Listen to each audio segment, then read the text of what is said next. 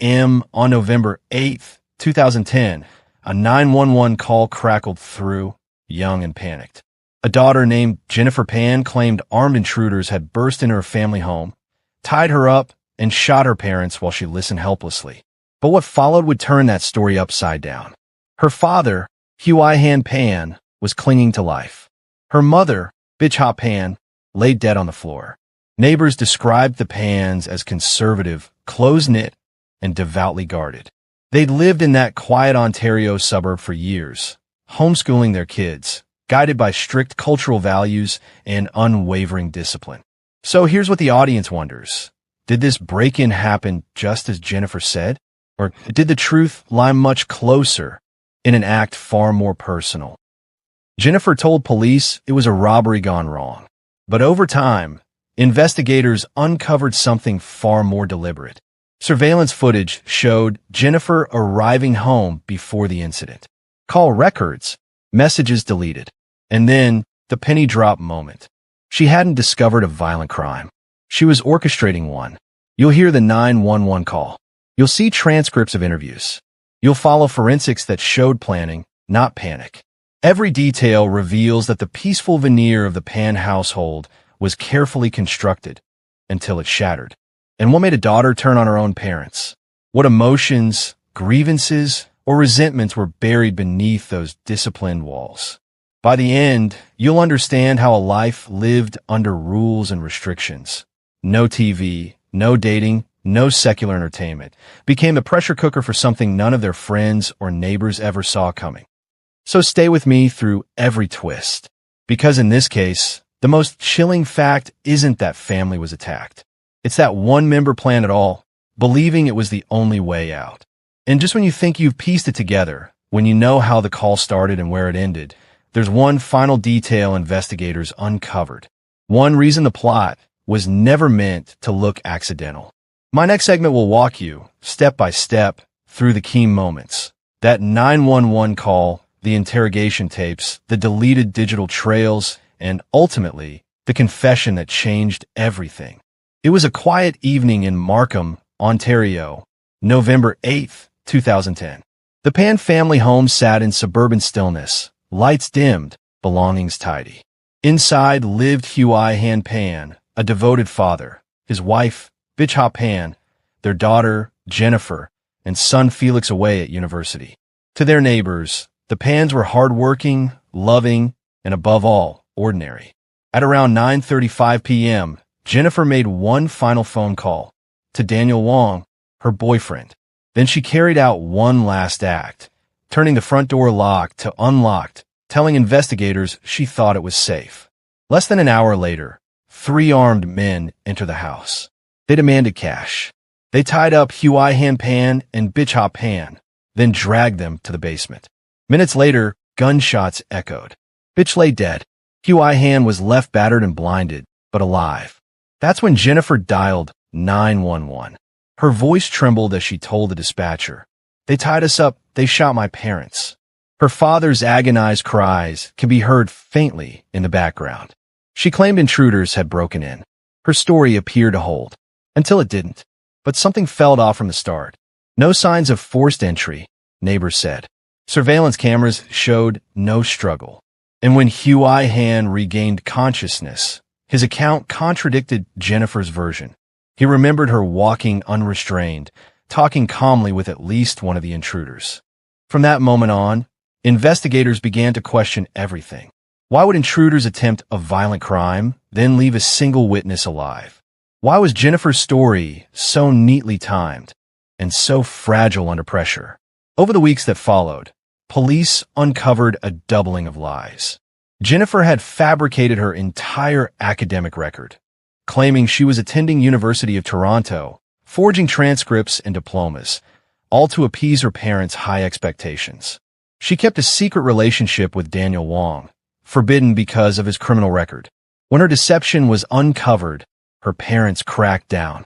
They confiscated her phone and laptop. They forbade her from seeing Daniel. Restrictions tightened until Jennifer reportedly began to feel trapped in a house she could no longer make her life in. Then she planned.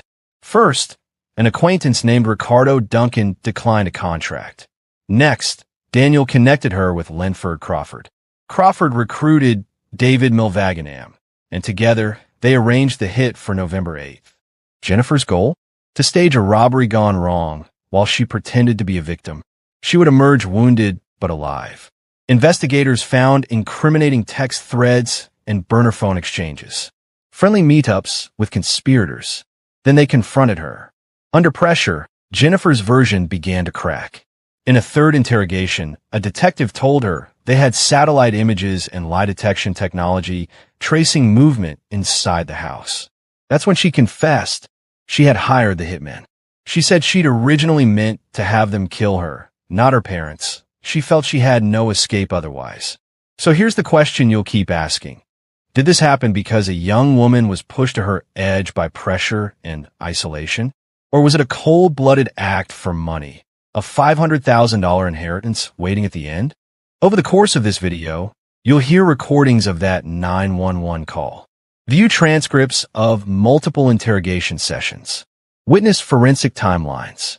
Understand what happened in those last hours before dawn. And meet the people who lived it.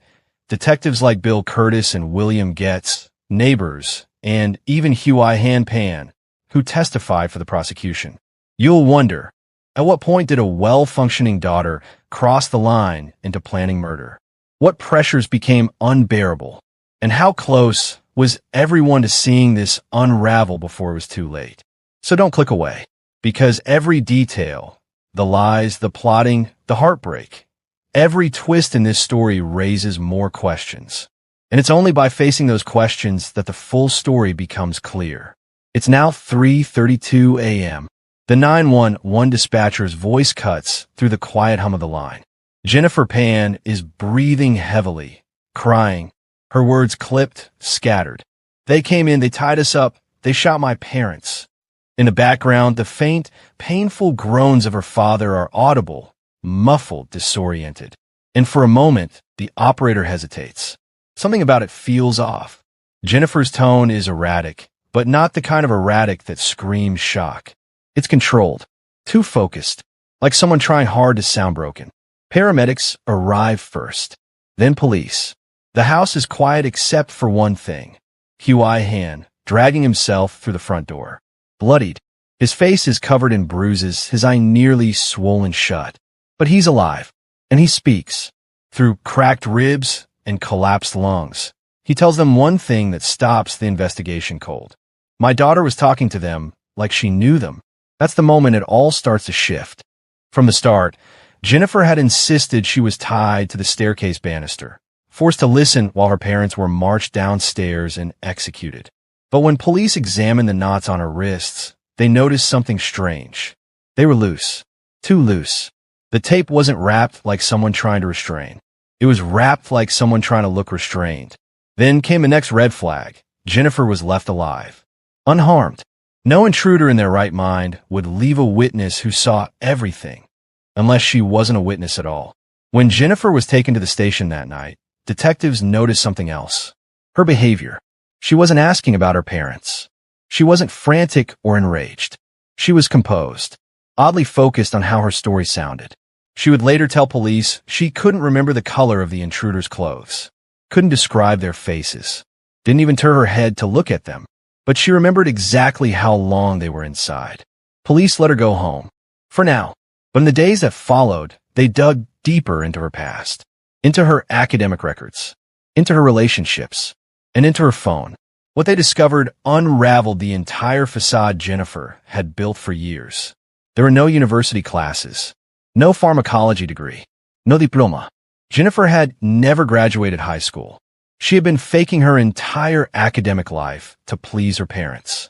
Every day, for years, she left the house pretending to go to classes, only to sit in cafes or visit friends.